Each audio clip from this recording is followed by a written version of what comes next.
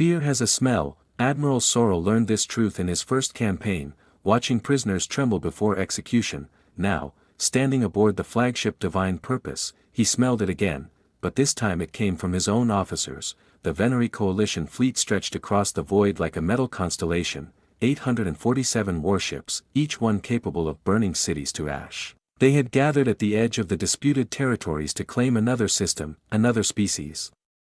Another victory in an endless march of conquest. Sorrel's pale blue scales shifted with satisfaction as he surveyed the tactical display. The Venery had crushed 17 civilizations, their empire spanned 1,000 worlds, no force in the known galaxy could challenge their might. Admiral, Sensor Officer Kelleth called out, his voice cracking slightly, "We have an emergent signature at the system's edge." Sorrel turned with practiced calm. "Identify, single vessel, sir, unknown." Configuration. Kelleth's four-fingered hands trembled over his console. It's not matching anything in our database." The main viewscreen flickered and displayed the newcomer. Sorrel felt his confidence waver for just a moment before he crushed the feeling down. The ship was wrong. Every spacefaring species followed certain aesthetic principles: curves for the Mellori, crystalline structures for the Geth, flowing organic shapes for the Venery themselves. This vessel had none of that. It was angular, harsh, built from flat planes of dark metal that seemed to drink in starlight rather than reflect it. No decorations, no markings beyond a simple identification number. The design spoke of one thing only: function. What species? Sorrel demanded. Intelligence Officer Mira checked her files. Based on the transponder signal, it appears to be human, Admiral. Human. Sorrel rolled the word around like something distasteful. The primitives from the Death World. They barely achieved interstellar travel a dozen cycles ago. Correct, sir. Our records show their vessels were crude, barely capable of. A transmission cut through the bridge's communication system. Every speaker activated simultaneously, carrying a calm female voice that spoke perfect Venery. "Coalition fleet, this is Captain Nadia Volkov of the Earth Defense Vessel Consequence. You have entered a system under the protection of the United Earth Alliance. Hostile actions will be met with proportional response. You have one standard cycle to withdraw. This message will not repeat." Silence hung over the bridge. Then Admiral Sorrel laughed. It started as a chuckle but grew into a full roar of amusement. His officers joined nervously, their laughter thin and uncertain compared to his. "One ship," Sorrel said, wiping a tear from his eye. "One ship threatens an armada. These humans are either mad or suicidal." He straightened his uniform and addressed his communications officer. "No response. Let them watch as we advance. Perhaps they'll learn something about real power before they die." The fleet began to move, 800 ships adjusting formation, engines flaring blue-white against the black. The human vessel remained still. Kelleth watched his sensor readings with growing unease. Something was wrong with the data. The numbers kept climbing, resetting, climbing again. He recalibrated his instruments 3 times. "Admiral," he said quietly. Sorrel ignored him, focused on the tactical display showing his armada's beautiful advance. "Admiral," Kelleth repeated, louder. "What is it?" Sorrel snapped. "The human ship's power signature. It's, sir, the readings must be wrong." "Then fix your equipment." "I've tried 3 times. Other ships are reporting the same anomaly." Kelleth's voice dropped to barely a whisper. "Sir, according to these readings, that single vessel is generating more power than our entire fleet combined." Sorrel froze. Around the bridge, officers stopped their work. The tactical display continued showing the fleet's advance, but no one watched it anymore. I fixed on Kelleth. "That's impossible," Mira said. "A ship that size couldn't contain reactors capable of." "I know what's possible," Kelleth interrupted, his professional composure cracking. "I'm telling you what the instruments show. And they show that ship is a weapon unlike anything we've ever encountered." Admiral Sorrel moved to Kelleth's station. He studied the readings himself, running through the same calibrations, the same checks. The numbers remained unchanged, impossible numbers. Terrifying numbers. On the view screen, the human vessel waited. It hadn't moved, hadn't charged weapons, hadn't done anything aggressive at all. It simply existed, patient as death itself. "Sir," the communications officer spoke up, "we're receiving queries from the fleet. Other captains want to know if we've detected the anomaly. They're asking for orders." Sorrel found his hands were shaking. He clasped them behind his back to hide the tremor. 847 ships against one Those odds had always meant certain victory. Now, staring at Kelith's readings, Sorrel wondered if they meant certain death instead. Maintain formation, he ordered, hating how thin his voice sounded. Continue advance. It could be a bluff, a trick of some kind, and if it isn't, sir? Kelith asked. Sorrel had no answer. The fleet moved forward, the human ship waited, and across 800 bridges, officers began to smell something they had only ever sensed in their enemies before: fear, pure, primal, inescapable fear, the kind that came from realizing you might have made a terrible mistake. Silence spreads faster than light when fear is the message. Within minutes of Kelith's report, every ship in the Coalition fleet knew.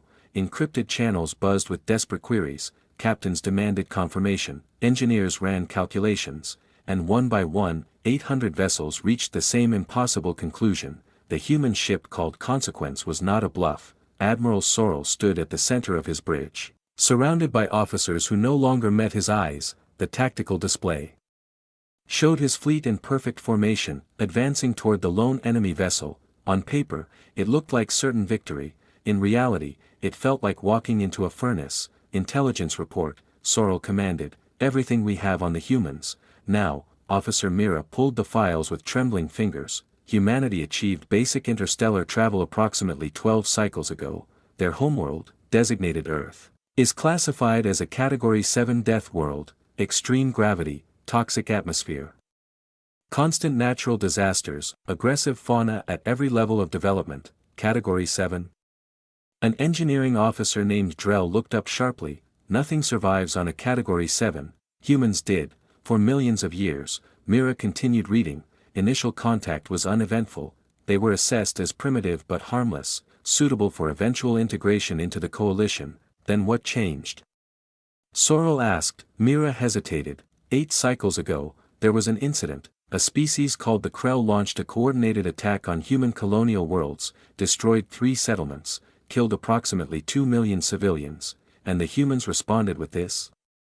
Kelith gestured at the view screen, where the dark ship waited like a patient predator. Not immediately, Myra's voice dropped. After the attacks, humanity went silent, complete communication blackout for 2 standard cycles.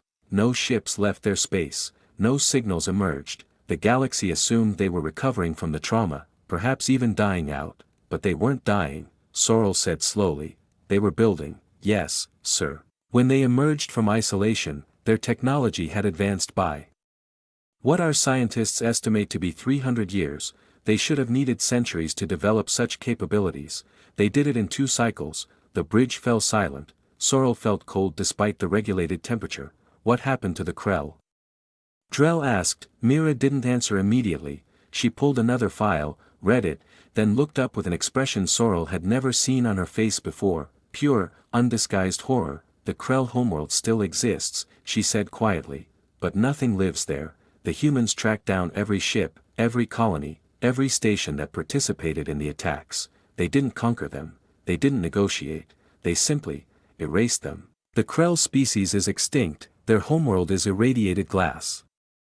A monument to human grief, a communications alert chirped. The sound made several officers jump. Admiral, the communications officer said, his voice barely steady, we're receiving a transmission from the human vessel. On screen, Captain Volkov's face appeared. She was older than Sorrel expected, with gray threading through dark hair and lines around eyes that had seen too much. She looked tired, not aggressive, sad, not threatening. Admiral Sorrel, she said, her voice calm as deep water. I've taken the liberty of transmitting detailed scans of my vessel's weapon systems to your fleet. I believe in informed decisions. Please have your officers review the data before you continue your advance. I'll wait. The transmission ended. Across the bridge, consoles chimed with incoming data packets. Officers opened files automatically, trained to process information without thinking. Then the thinking caught up. Kelith made a sound that wasn't quite a word. Drell staggered backward from his station. Mira pressed her hands over her mouth. Sorrel moved to the nearest console and looked. The primary weapon was called a stellar lance. The technical specifications filled 3 screens, but the summary was simple enough. The weapon could channel the focused energy of a star through artificial quantum tunneling. One shot could destroy a capital ship. At full power, it could crack a moon. There were secondary systems: kinetic impactors, plasma arrays, missile batteries, any one of them would make the consequence a serious threat. Together, they made it a force of nature, and there was more. The ship's hull was layered with materials coalition science didn't even have names for, its shields operated on principles that seemed to violate known physics, its engines could achieve speeds that shouldn't be possible. This wasn't just a warship. It was what happened when a Death World species decided that nothing would ever hurt them again. Sir, Keleth's voice cracked, orders. Admiral Sorrel looked at the view screen. The consequence sat there, dark and patient. It hadn't powered weapons, it hadn't advanced, it had simply given them the information needed to make a choice, live or die, submit or be erased. Around the fleet, captains were reaching the same realization. Ships that had been advancing began to slow, formation discipline crumbled as crews processed what they had just learned. 847 warships, the pride of the Venery Empire, paralyzed by knowledge. Sorrel finally understood why the humans had shared the data. It wasn't arrogance, it was mercy. They were offering a chance to surrender before the killing started, a choice the Krell never received, or perhaps received and rejected. Maintain position, Sorrel ordered. All ships, hold. For the first time in its history, the Venery Armada stopped. Courage and stupidity often were the same face. Commander Thress believed in the Empire. He had served 40 cycles, conquered 6 worlds, watched lesser species bow before Venery might. The idea of retreating from a single enemy vessel burned in his chest like poison. He activated a private channel to 3 other ships commanded by officers who shared his convictions. This is absurd, Thress growled. 1 ship, 1 human ship. And our mighty admiral trembles like a hatchling. The weapon specifications, one captain began, could be fabricated, false data designed to frighten us. The humans were primitives a decade ago. You expect me to believe they suddenly developed god weapons? Thress checked his tactical display. I'm taking my squadron forward. We'll call this bluff and show the fleet what Venery courage looks like. On the bridge of divine purpose, Keleth noticed the movement immediately. Admiral, 4 vessels are breaking formation. They're advancing on the human ship. Sorrel's scales went pale. Open a channel. Order them to return. Channel open, sir. Commander Thress, return to formation immediately. That is a direct order. Thress's voice came back, dripping with contempt, with respect. Admiral, someone needs to demonstrate that we are not cowards. 4 ships against 1, even if their weapons are real, they cannot target us all. Someone will get through. The channel closed. Sorrel turned to Keleth. Can we stop them? Not without firing on our own ships, sir. On the view screen, 4 Venery warships accelerated toward the consequence. They spread into an attack pattern, weapons charging, shields at maximum. A lifetime of victories had taught them that aggression meant survival. They were about to learn a different lesson. The human ship responded. It didn't fire the stellar lance. It didn't unleash the missile batteries or plasma arrays. Instead, something far worse happened. It moved. One moment the consequence hung motionless in space. The next, it simply wasn't there anymore. Before any sensor could track its position, it reappeared directly above Thress's flagship, close enough to touch. Then it was behind the 2nd ship, then beside the 3rd, then beneath the 4th. In 3 seconds, the human vessel visited each attacker, passing so close that proximity alarms screamed across all 4 bridges. It wove between them like a ribbon through fingers, moving at speeds that shouldn't exist, and then it stopped, exactly where it had started. The message was clear. If Captain Volkov wanted those ships dead, they would already be debris. Thress's voice came through the fleet channel, stripped of all arrogance. All units, this is Commander Thress. We are standing down, returning to formation. The 4 ships retreated at maximum speed. No one blamed them. Admiral Sorrel sat heavily in his command chair. His legs wouldn't support him anymore. She wasn't even trying, Mira whispered. That maneuver, that speed, she was demonstrating capability, not using it. Sir, Keleth said quietly, I've been analyzing the movement pattern. At its closest approach, the human ship passed within 50 meters of each vessel. At those speeds, the margin for error is essentially 0. Any miscalculation would have resulted in collisions. Your point? My point, sir, is that she trusted her abilities absolutely. There was no hesitation, no adjustment. She knew exactly where every ship was and exactly where she needed to be. That level of confidence suggests extensive combat experience. Sorrel thought about the Krell. He thought about their irradiated homeworld, their exterminated species, their extinction at human hands. The humans have been preparing for this. He realized, not for us specifically, for anyone, for everyone. They built a ship that could face an armada alone because they never wanted to be helpless again. A new transmission arrived. Captain Volkov's face appeared on screen, unchanged, patient. Admiral Sorrel, I want you to understand something. That demonstration was not a threat, it was information. My ship can reach any vessel in your fleet within seconds. My weapons can destroy anything I can reach. But I don't want to destroy you. Then what do you want? Sorrel asked. I want you to make a choice, not based on pride or fear, but on wisdom. Your empire has conquered 17 species, you've built your power on the suffering of others. That path ends here, not because I'm better than you, but because I'm capable of stopping you. And if we refuse? Volkov's expression shifted, something ancient and terrible passed behind her eyes. Then I will do what I must, but I'll ask you to consider something first. The Krell killed 2 million humans. They thought they were teaching us fear. Instead, they taught us that some things are worth any price to prevent. We built this ship, and dozens like it, so that no one would ever have the power to harm us again.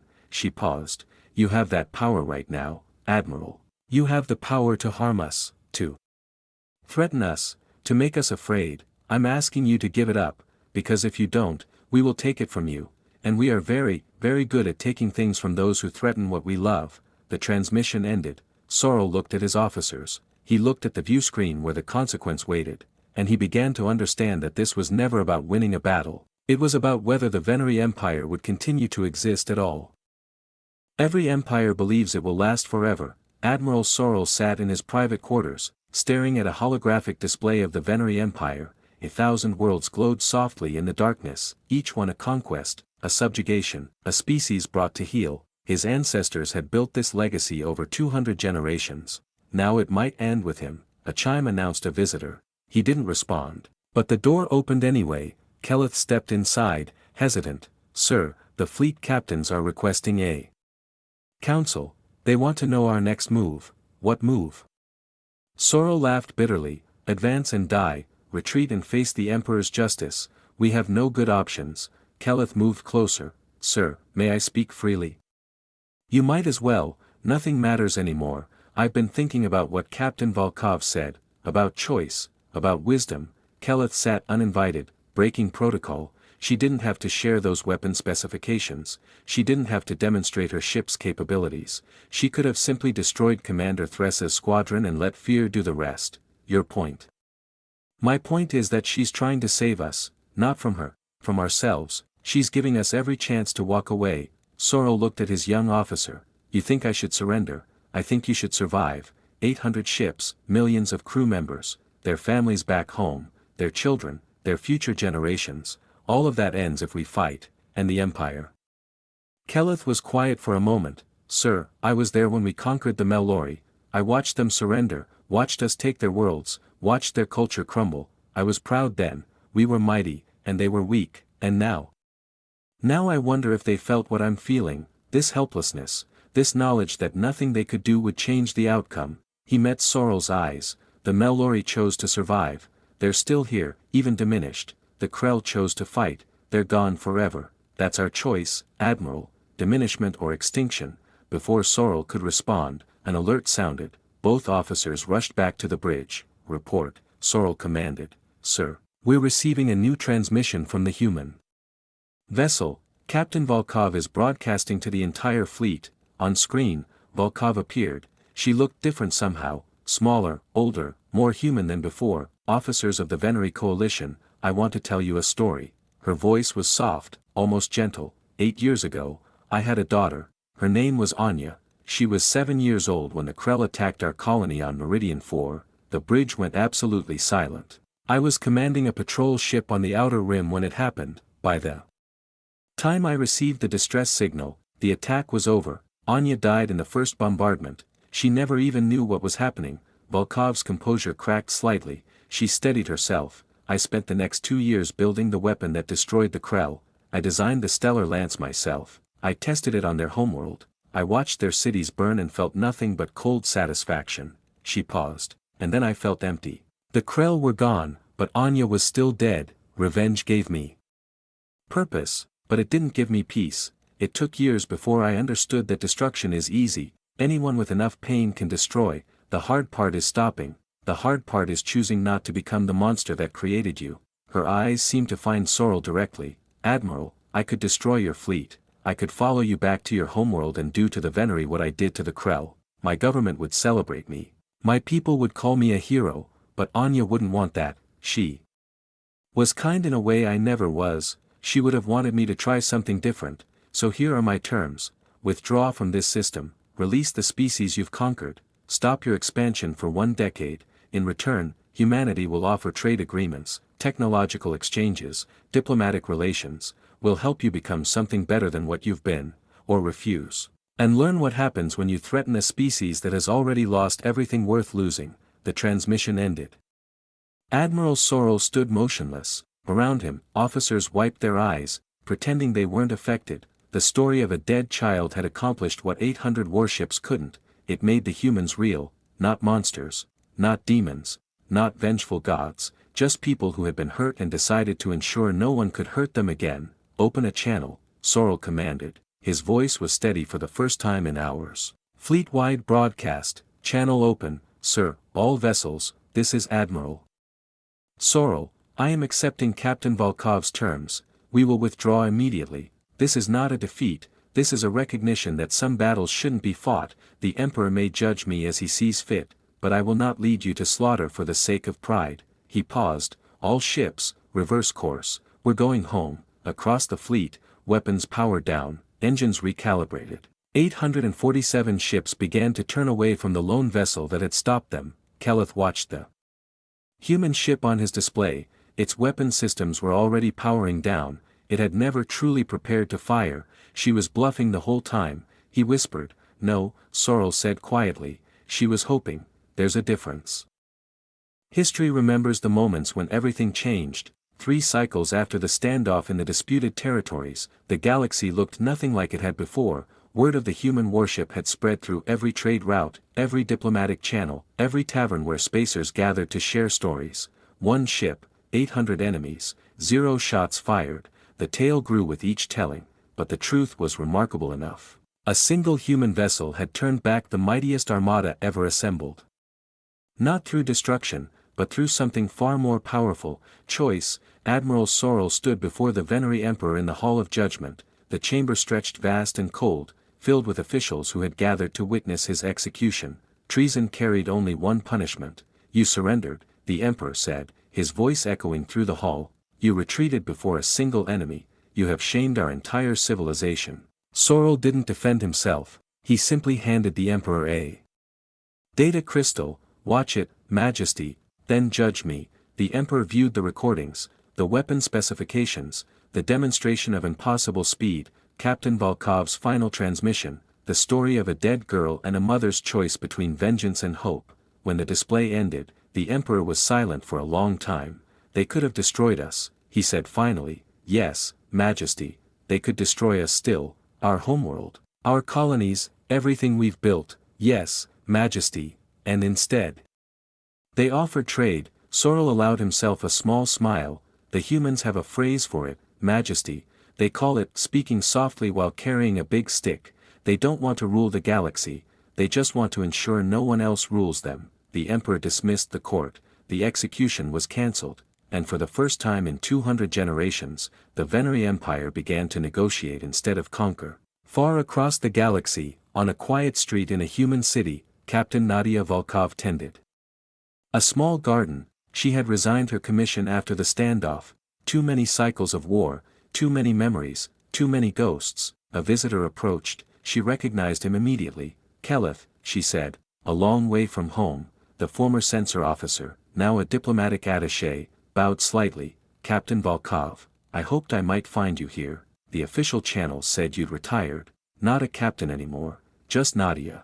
She gestured to a bench. Sit, tell me why you've come. Keleth sat. He looked different from the nervous young officer on the Divine Purpose, older, calmer, carrying a weight that came with understanding. I wanted to thank you, he said, for what you did. I nearly killed you all, but you didn't. You gave us something we'd never received from an enemy before, a chance. He watched her work the soil. I've been studying human history.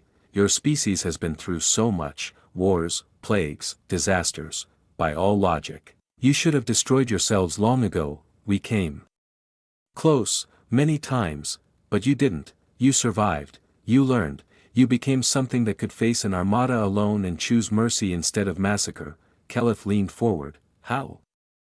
How does a species reach that point? Nadia was quiet for a moment, her hands stilled in the dirt. We learned that victory isn't about destroying your enemy, it's about making sure you never have to fight them again. Sometimes that means weapons, sometimes it means words. The wisdom is knowing which one to use, and if words fail, then you use the weapons, but you try words first, always. She looked at him with eyes that had seen too much death. Every being I didn't kill that day is a potential ally, a potential friend, a potential trading partner. The Krell gave us no choice. I wanted to give your people a different path. Keleth nodded slowly. The Emperor has authorized cultural exchange programs. Venery students will be coming to Earth to learn. I volunteered to oversee the first group. Nadia smiled, a real smile. The first in years. Then maybe something good came from all of this. Maybe Anya would be proud, your daughter. The reason I built the consequence, the reason I almost used it, she returned to her garden. Everything I did was because of her, the destruction and the mercy, the weapon and the choice not to fire it. Keleth understood, grief could create monsters or saints, the difference lay in what you chose to do with the pain. He stood to leave. One more question, if I may ask. The other ships, you said there were dozens like the consequence. Was that true, or were you bluffing? Nadia's smile turned mysterious. Does it matter? You chose to believe it, you chose to step back. That choice changed everything. She picked up her gardening tools. The humans have another saying, Keleth, the best victory is the one where no one has to die. Remember that when you're teaching our students. Keleth walked away, thinking about everything he'd learned, about humans, about power, about the strange mercy of a species born on a death world. The galaxy would never be the same, and maybe, just maybe, it would be better, behind him. Nadia Volkov planted seeds in soil that had never known war. Somewhere among the stars, the consequence drifted in peaceful orbit, its weapons cold, its purpose fulfilled. One ship, one choice, a universe transformed.